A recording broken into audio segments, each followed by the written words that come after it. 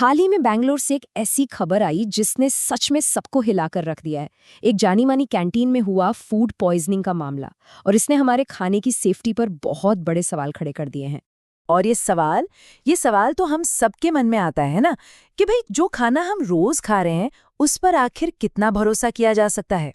तो चलिए सबसे पहले उस केस को ही थोड़ा करीब से देखते हैं जिसने इस पूरी डिबेट को फिर से शुरू कर दिया है। बात हो रही है बैंगलोर कैंटीन इंसिडेंट की। देखिए, ये कोई ऐसी वैसी कोई अनजान जगह नहीं थी। ये बैंगलोर की एक काफी पॉपुलर कैंटीन थी जहां रोजाना न जाने कितने लोग खाना खाने आते हैं। और यही बात सबसे डरावनी है कि ऐसा कहीं भी किसी के भी साथ हो सकता है। मामला कितना सीरियस था इसका अंदाजा बस इसी बात से लगा लीजिए कि एक साथ दर्जनों लोगों को हॉस्पिटल में भर्ती करवाना पड़ा। साफ है, ये किसी छोटी मोटी चूक का नहीं बल्कि एक बहुत बड़ी लापरवाही का नतीजा था। तो सवाल उठता है, आखिर हुआ क्या था? क्या किचन में साफ सफाई ठीक नहीं थी, या फिर कोई एक्सपायर्ड सामान इस्तेमाल हो गया था? देखिए, जांच तो अभी चल ही रही है, पर एक बात तो शीशे की तरह साफ है, सेफ्टी स्टैंडर्ड्स को पूरी तरह से नजरअंदाज किया गया। और यही घटना हमें एक बहुत बड़ी और थोड़ी डरावनी सच्चाई की तरफ ले जाती है। वो ये कि फूड सेफ्टी कोई ऑप्शन नहीं, ये नॉन निगोशिएबल है। मतलब एक ऐसी चीज जिस पर कोई समझौता हो ही नहीं सकता। बात बहुत सीधी और उतनी ही गंभीर है। खाने की सेफ्टी से खिलवाड़ करना ये सिर्फ कोई गलती नहीं है, ये जानलेवा हो सकता है, और ऐसा हम कई बार देख भी चुके हैं। तो फिर सवाल ये है कि आगे क्या? ऐसी घटनाओं को भविष्य में होने से कैसे रोका जाए?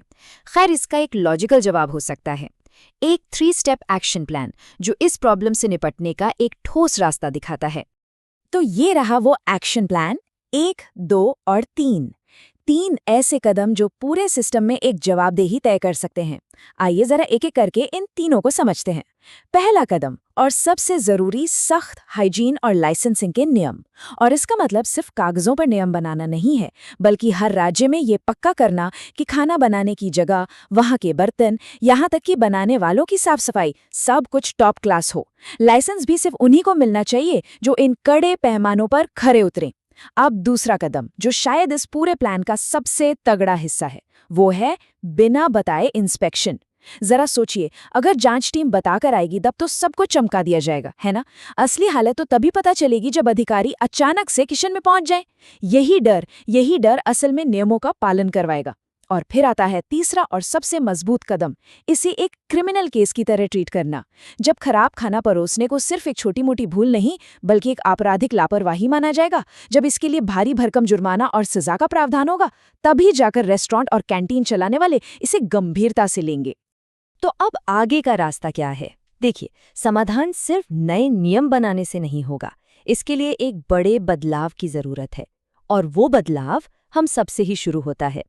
तो सबसे अहम बात यही है कि ये सिर्फ सरकार या अधिकारियों की ही जिम्मेदारी नहीं है। हर एक हिंदुस्तानी की सुरक्षा तभी पक्की हो सकती है जब हम सब मिलकर एक आवाज में बदलाव की मांग करें और इसे एक नेशनल प्रायोरिटी बनाएं।